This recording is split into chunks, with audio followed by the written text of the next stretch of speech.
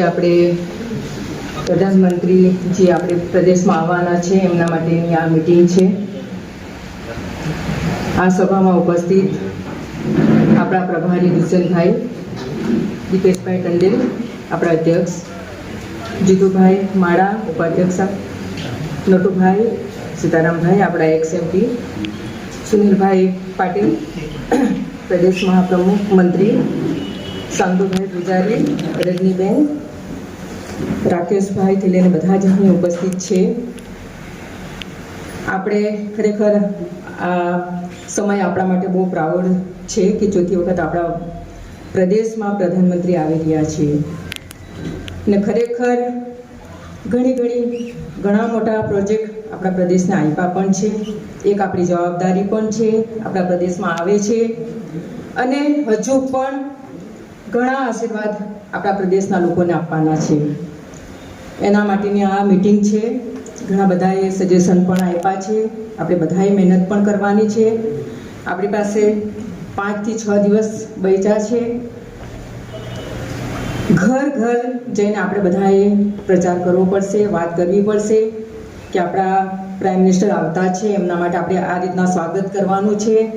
હરેક સમાજ, હરેક એરિયાથી આપણે બધાએ જ મહેનત કરવાની છે. અને ખાસ કરીને હું કહીશ, મારે એક સાંસદ તરીકે ઘણી બધી જવાબદારી પણ બને. અમારી પૂરી ટીમ હરેક એરિયામાં જતા પણ છે, ચર્ચા પણ કરતા છે, પ્રચાર પણ કરતા છે, વાત પણ કરતા છે, મીટિંગો કરીને લોકોને કન્વિન્સ કરતા છે કે બધાએ આવવાનું છે. એક એવો સમય પણ છે, બપોરનો સમય છે, આપણે જનતાનું પણ કાળજી રાખવી પડશે.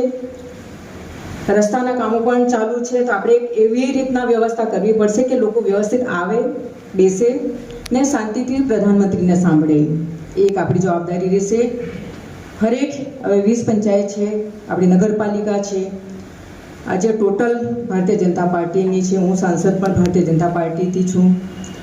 તો આ વખતનો દોરો એક માન્ય પ્રધાનમંત્રીને પણ યાદગાર બને, એમના માટે પણ ને આપણા માટે પણ એક ખરેખર એક પ્રાઉડ થશે કે નહીં, આપણા માન્ય પ્રધાનમંત્રી આવ્યા ને આપણે ફૂલ જે જોશમાં જેટલું થાય એટલી બધી કોશિશ કરી, એમનું સ્વાગત આપણે કર્યું. તો એ રીતના આપણે બધા જ પ્રયત્ન કરવાના છે. બાકી અમારી પણ બધા જ કમિટી સાથે મિટિંગ થઈ ગઈ. અમે પણ આખા અમારો જે ગ્રુપ છે, સુમનભાઈથી લઈને ડૉક્ટર સાહેબથી લઈને ઇન્દ્રજીતભાઈ, દીક્ષાબેનથી લઈને અમે આજે બધા આવ્યા છે. ઘણા બધા આપણા મેમ્બરો પણ આવ્યા છે, સરપંચો પણ આવ્યા છે. અમારી પણ કોશિશ રહેશે કે બનતી કોશિશ થાય આપણે લોકોને વધારે કાઢી શકીએ.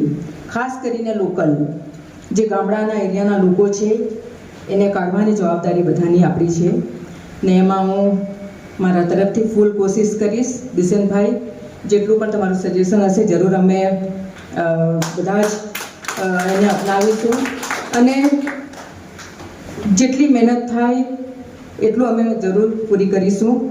જ્યાં તમારી જવાબદારી અમને સોંપવામાં આવશે અમે જરૂર પૂરી કરીશું. આપણે બધા જ અહીંયા આવ્યા છે, એક બધાની જવાબદારી છે. હળીમળીને આપણે 7 તારીખનો પ્રોગ્રામને સક્સેસ કરીએ, એ જ વિનંતી સાથે બધાને ખૂબ ખૂબ આભાર. वंदे मंच पर उपस्थित दमन दीव और दादरा नगर हवेली के प्रभारी दुष्यंत पटेल जी, प्रदेश अध्यक्ष दीपेश भाई, जब दादरा नगर हवेली को माननीय प्रधानमंत्री जी ने इतना दिया है कि जो मेडिकल कॉलेज और हॉस्पिटल, जो अभी नई हॉस्पिटल जो बनी है विनोबा भावे सिविल हॉस्पिटल, ये शायद हॉस्पिटल गवर्नमेंट हॉस्पिटल पूरे इंडिया में शायद मैंने तो नहीं देखा ऐसे हॉस्पिटल बनी है जो अपनी दादरा नगर हवेली में जो है. इसलिए एक गौरव की बात है कि जो प्रधानमंत्री चौथी बार दादरा नगर हवेली में आ रहे हैं और हमारे यहाँ डेवलपमेंट काफ़ी अच्छा हुआ है.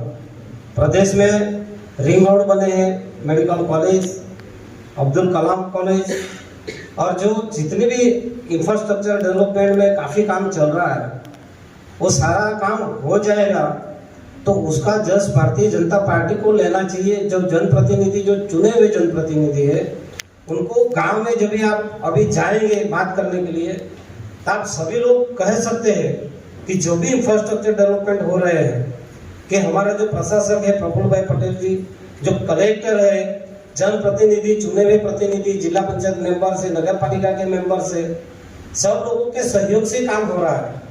और माननीय प्रधानमंत्री जी ने इतना सारा बजट जो दिया है कि अभी 12,000 करोड़ का काम चल रहा है दादरा नगर हवेली और दमन दीव के अंदर, ये बहुत बड़ी बात है।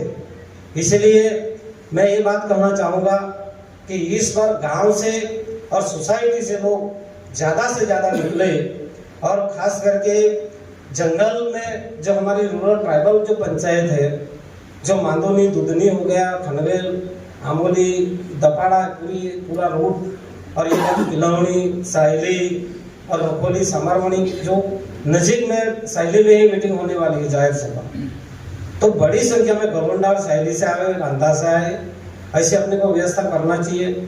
और ये नगर पालिका विस्तार में से यहाँ अपने काउंसिलर्स बैठे हैं, तो मैं उनको भी कहूँगा कि अभी जो प्रशासन से और से जो प्रोग्राम चल रहा है उसमें अपने भी लोग जुड़े, और पार्टी की ओर से भी आप लोग भी सोसाइटी वाइज जो 4 बनी है उसमें सब जगह प्रचार होना चाहिए कि जब प्रधानमंत्री आ रहे हैं 7 तारीख को आपको आना है, ऐसा प्रचार होना चाहिए और बड़ी संख्या में लोग आए, ऐसा अपने को काम करना है। आज से सबको लगी जाना है, सब काम छोड़ के 7 तारीख तक अपने को पूरी मेहनत करनी है। 7 तारीख को शायद अभी टाइमिंग आ जाएगा, दुष्यंत भाई और हम लोग सब लोग मिलके कलेक्टर साहब को बात करेंगे कि कितना बजे का क्या समय है, क्या है, लेकिन 7 तारीख तो फिक्स है। तो आज से प्रचार चालू करेंगे, तो मैं मानता हूं कि दादरा नगर हवेली में ये जो जनसभा होगी ये ऐतिहासिक जनसभा होनी चाहिए। नमस्कार, जय हिंद। આજની આ કામકાજી અને વ્યવસ્થાની બેઠકમાં આપણી વચ્ચે ઉપસ્થિત આપણા માર્ગદર્શક પ્રભારી શ્રી દુષ્યંતભાઈ, લોકપ્રિય સાંસદ કલાબેન ડેલકરજી, પૂર્વ સાંસદ નટુભાઈ, સીતારામભાઈ ગવળીજી, મહામંત્રી, પ્રદેશના પદાધિકારી અને આપ સૌ કાર્યકર્તા, મારી પહેલા વક્તાઓએ લગભગ બધી જ વાત કરી કે પ્રધાનમંત્રી આવવાના છે, આપણી શું જવાબદારી છે, એમનું સન્માન કેમ કરવું, શા માટે કરવું.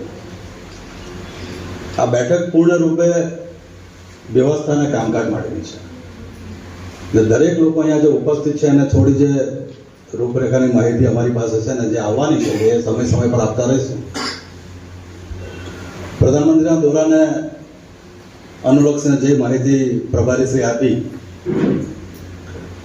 અને આના પછી આપણા બેઠકોની દોર ચાલુ કર્યો, પણ હું વિશેષ તौर પર આ બેઠક જેને અનુલક્ષીને આપણે કરી રહ્યા છે, જે વ્યવસ્થાને લઈને કરી રહ્યા છે, જે જવાબદારી લઈને કરી રહ્યા છે, એ આપણા કરતાં પહેલાં જેમણે આ જવાબદારી નિભાવવાની ચાલુ કરી એવા 2 સન્માનીય મહિલાઓનું આપણે તાળીથી સ્વાગત કરીશું.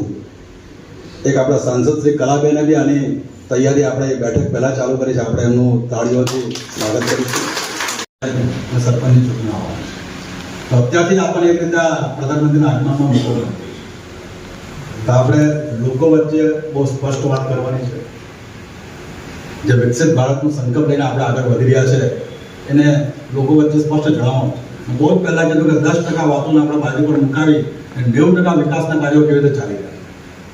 હું તમને 2-4 મારી પાસે વાત કરતાં મનમાં વિચાર એવા છે તમારી સામે મૂકું છું. બીજા વિચારો જે વ્યવસ્થાના દોર પર આગળ વધશે એમ જે જિલ્લાના અધ્યક્ષો છે, યશવંતભાઈ ભુટિયા, દીપકભાઈ પ્રધાન અને શાંતુભાઈ બધાને નિર્દેશ આપશે.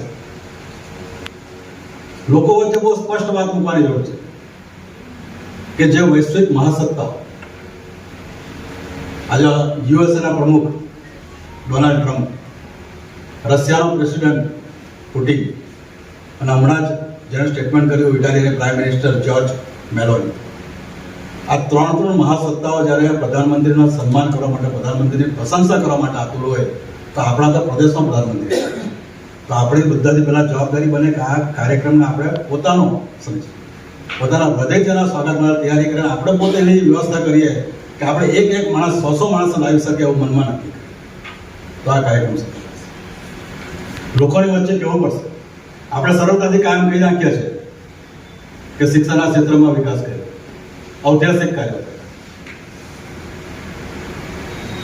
રોડ બન્યા, આ બધું જ આપણે કહીએ છીએ, પણ થોડું ડિટેલમાં જોવું પડશે. આજે વિકસિત ભારતનો સંકલ્પ લઈને આપણે ચાલીએ છીએ. આપણે દરેક ભાષણમાં આપણે આનું ઉદ્બોધન કરીએ છીએ કે વિકસિત ભારતનો સંકલ્પ. વિકસિત ભારતનો સંકલ્પ શું છે? વિકસિત ભારતનો સંકલ્પ એ છે આજે ભારત નવ ભારતનું જે નિર્માણ થયેલું છે 25 વર્ષ માટે થયું. અને એની શરૂઆત જો થઈ હોય તો આદરણીય પ્રફુલભાઈના નેતૃત્વમાં દાદાનગર હવેલીના દમણદીવમાં થઈ છે.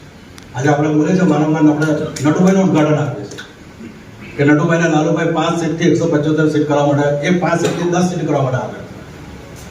પણ પ્રધાનમંત્રી 175 સીટ કરીને આપ્યાનું કારણ શું છે? એ કારણ લોકોને કેવું પડશે. આજે આ પ્રદેશની વસ્તી 10 લાખની છે. દાદરાનગર અને દમણના વોટર ભલે 3.5 લાખ હશે, પણ એની પોપ્યુલેશન 10 લાખનું છે. આ 10 લાખ માટે આવનારા 10 વર્ષોમાં આ નવ ભારત 25 વર્ષ માટે સજી રહ્યું છે.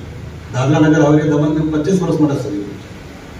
પરંતુ ફક્ત 10 થી 15 વર્ષમાં આ પ્રદેશની વસ્તી 10 લાખના બદલે 50 લાખની થવાની છે. અને જ્યારે આ વસ્તી 50 લાખની થશે ત્યારે આપણને ઓછામાં ઓછા 1700 થી 2000 ડોક્ટરની જરૂર પડશે. ના 1700 થી 2000 ડોક્ટરની જરૂર પડશે. તેની તૈયારી આજે પ્રધાનમંત્રીએ કરાવી છે. એનું નિર્માણ પ્રભુતાના નેતૃત્વમાં. આ લોકો વચ્ચે આપણે જવું પડશે કે આ તૈયારી અમે 25 વર્ષની કરી રહ્યા છે. આ એન્જિનિયરિંગ કોલેજમાં બી આપણે 600 વિદ્યાર્થી દર વર્ષે બહાર પાડી રહ્યા છે. 10 વર્ષ પછી 6000 ટેકનોક્રેટની જરૂર પડશે. તો આવનારા 25 વર્ષ માટે એન્જિનિયરિંગ કોલેજની સ્થાપના છે. આ એરપોર્ટ બનાવવા જઈ રહ્યા છે. એરપોર્ટ બી આવનારા 25 વર્ષના અનુલક્ષીને આજે દમણમાં એરપોર્ટ ચાલુ કરવા જઈ રહ્યા છે. આ રોડ જે મોટા કરવા જઈ રહ્યા છે. આજે ઇન્ડસ્ટ્રીઝને આપણે જાતની ઓનલાઈન ફેસિલિટી આપી દીધી, સુરક્ષા આપી દીધી. આ બધી જ ચર્ચાઓ આપણે કરીએ છીએ. પણ ઇન્ડસ્ટ્રીઝનું લોજિસ્ટિક્સ, ટ્રાન્સપોર્ટેશન, આજે આપણે કીધું કે આપણો ત્રીજો નંબર 5મો નંબર થઈ ગયો છે. આપણે 5મા નંબર પરથી ત્રીજા નંબરમાં તંત્રમાં જવું પડશે તો લોજિસ્ટિક્સ, ટ્રાન્સપોર્ટેશન, ડિસ્પેચ આ વધારવું પડશે. ના રોડ જ્યારે મોટા થશે તો જ આ ઇન્ડસ્ટ્રીઝ અહીંયા સર્વાઈવ કરી શકશે. અને આ ઇન્ડસ્ટ્રીઝ અહીંયા સર્વાઈવ કરશે તો જ આત્મનિર્ભર ભારતના હિસાબે આપણો રોજગાર મળશે. તો જે આપણા શાસનના પ્રમુખ છે રજનીબેન અને દામજીભાઈ બેને ખાસ વિનંતી છે કે એકવાર કેટલા આવાસ યોજનાના લોકોને ઘર આપ્યા છે. એ લગભગ એનો આંકડો સેલવાસામાં 3000ની ઉપરનો છે. તો આ 3000 ફેમિલી પૂરેપૂરો આ કાર્યક્રમમાં આવે એની ચિંતા આપણે કરવાની છે, જવાબદારી આપણે લેવાની છે. આવાસ બની ગયા વાત જૂની થઈ ગઈ. આવાસનો લાભ લઈ લીધો એ વાત જૂની થઈ. લોકો અનુભવ કરે છે, લોકો સ્વીકારે છે કે નવ ભારતના હિસાબે નવ દાદરાનગર દમણદીવ એસ્ટાબ્લિશ થઈ ગયું છે. પણ આ બધાને બોલાવવા માટે આપણા 3000 પરિવારોને કેવી રીતે સંપર્ક કરવો એ આપણું કામ છે. આ 3000 પરિવાર આ કાર્યક્રમમાં પહોંચે એ આપણે ચિંતા છે. આ મેડિકલ કોલેજમાં જે છોકરીઓ ડૉક્ટર બની ગઈ, જે ડૉક્ટર બની રહ્યા છે, એ લોકોને ખબર છે કે આવનારા 25 વર્ષ માટે એ લોકોનું ભવિષ્ય ઉજ્જવળ થાય છે.